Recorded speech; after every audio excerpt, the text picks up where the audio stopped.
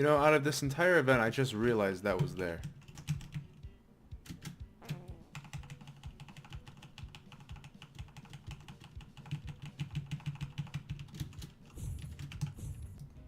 Hello everyone, and welcome to another episode of Miner's Haven. I'm here with my special guest, Pumpkin. Well, I got no reason to be here, so I guess I'm just gonna yeet right on back. Resetting would have been easier, but you gotta make it look cool, especially for your audience. It's about as impressive as doing... Also, yeah, happy Halloween, guys. It's time for the spooky season.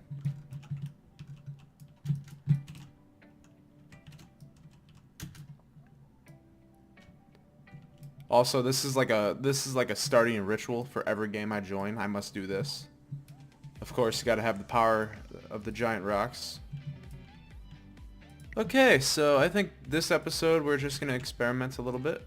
I'm not quite sure what we're doing yet. I was gonna do a true overlord device setup, but I was struggling with the symmetry mines, and I decided I am not really gonna need it until... I'm not going to try and get it until I absolutely need it, which will probably not happen. So right now I'm just going to roll with what I have. Oh, that's right, I made a Super Schrodinger. I got to remake the setup. In fact, that might be what I do. I got this cool looking tree, let me place that down. Octillions, baby. Speaking of which, Octillion... Ooh. Octillion Rebirth Price. I can evolve these now, can't I? Yes, I can. I just checked. So, I guess I'll evolve that. And then I gotta remake this trash setup. Because surely now I can, like, make a setup and have it not be required that I use shop items. I'm almost life 400. That'll do it. Oh, sweet. Thanks for the slipstream furnace. Not gonna lie, it looks pretty amazing. You might be like, you already know what this looks like. Yeah, but I don't use it. I don't have a reason to use it. Now I do. Okay, so I think I'm gonna try and make a new setup now.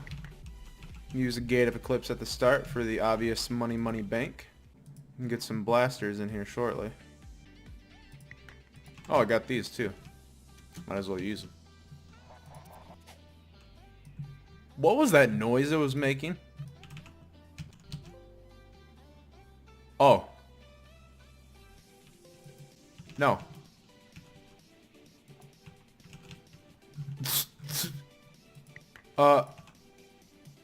Got him. Did I just beat the system? Am I good? Alright, I think I'm good. Alright. Yeah. Listen guys, if you ever want to avoid having a random crash, just say no. And then Roblox will be like, oh, alright. Sorry. Oh, this thing's pure garbage because it's not even hitting the center. Alright, let's see if this works. Doesn't seem so good now, but 11 blasters later and it might be.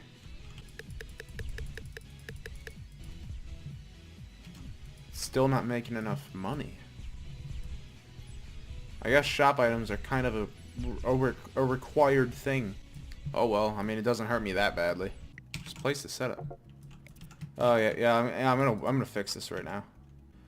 Okay, let's take the... I'll put the Gate of Eclipse down first. And then the Super Schrodinger. I don't see a Scorching Heat, so I'll place that. Let's put one of these here, even though it'll be understandably useless. Just something to fill up space. Oh! This could fill up the space. However, unfortunately that means I have to move everything. Cool, it doesn't even, like... What's a tiny conveyor doing there? What's the logic of even buying half conveyors? To conserve inventory space? Is that where we're going with at that point? All because I wanted a smaller Tesla and I had to conserve space for the Schrodingers. I had to readjust my entire setup. And it is surprisingly laggy. There we go. Okay, I got a ton of blasters that I haven't used yet, so I'm gonna use them. Okay. Does this thaw fire? Man, you'd think something that's supposed to freeze the ores so cold that it would be, you know, taking away the fire, perhaps. Getting a lot of morning stars. That's a good thing. It means pretty soon here I could possibly make a morning star setup without it taking 4 hours. So what happened was I attempted to make a morning star setup earlier this week.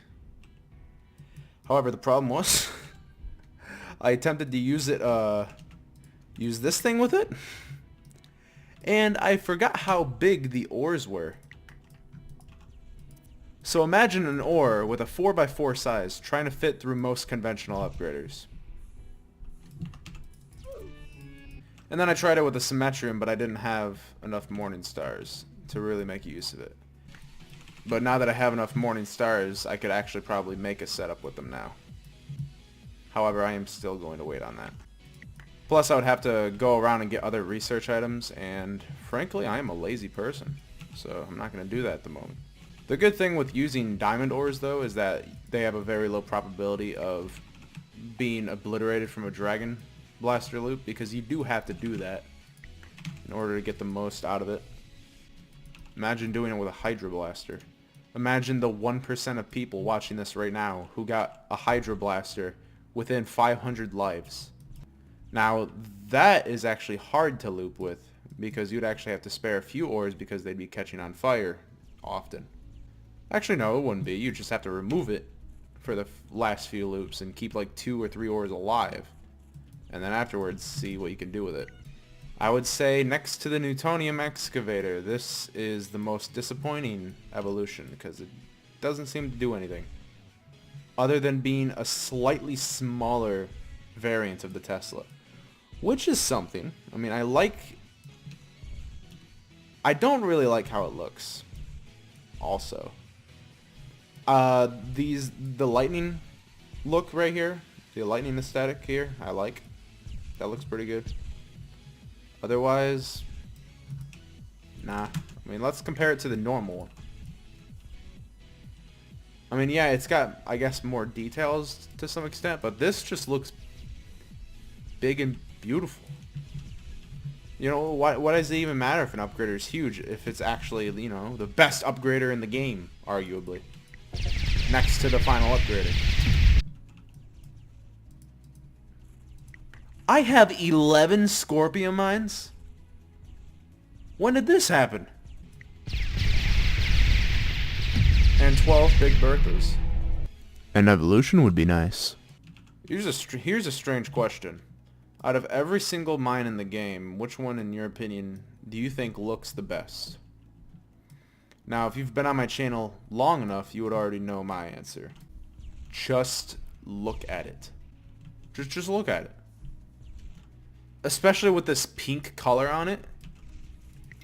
Just put it next to a giant rock.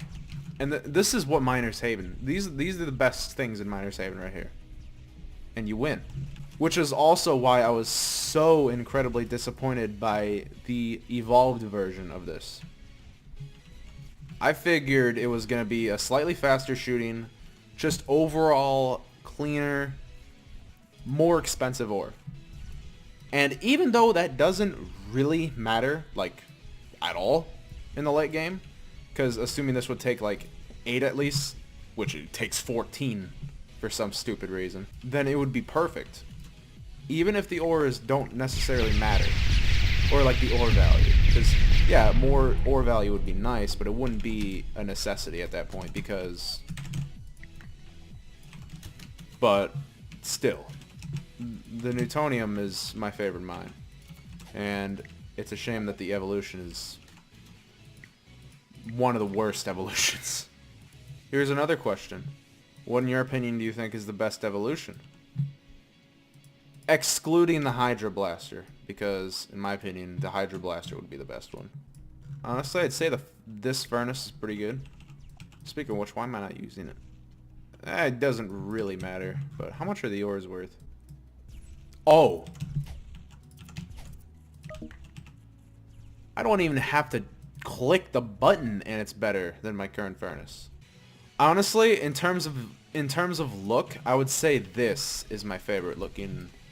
The evolved version of this is the best looking in my opinion because it's a much cleaner, sleeker, more modern version of this basically. And it looks really, really good.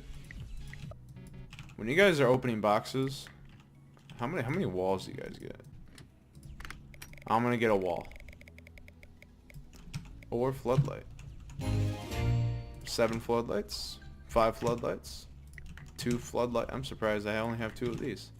And even the 30,000 lights. Charges up energy as ore passes through and burst all of its power into a single ore. So it's like a better vampire spore. And I only say better because it doesn't take the value of the ores.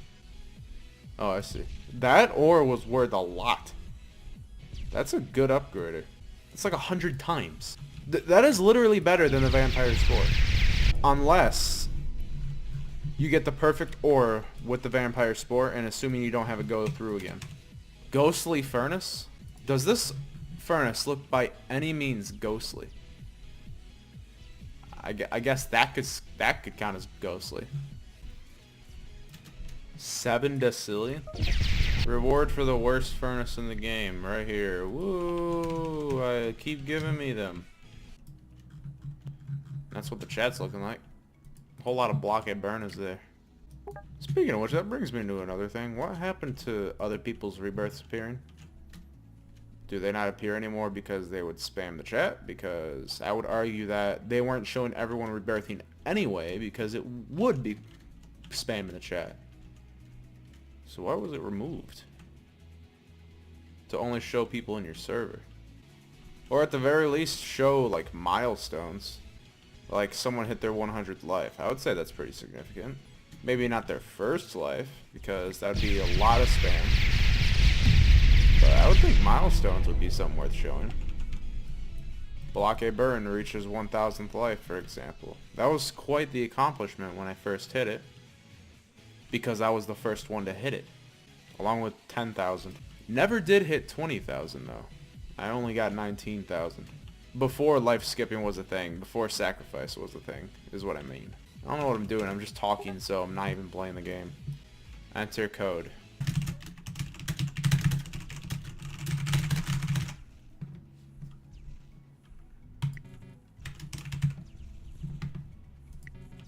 What the hell? You're telling me giant rock is an invalid code? That should give you 1,000 giant rocks. Or like every item in Miner's Haven. Because that's the power.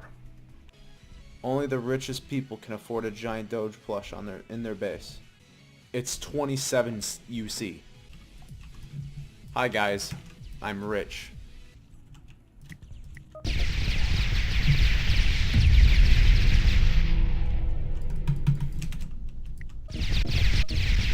Imagine having a vampire sport evolution.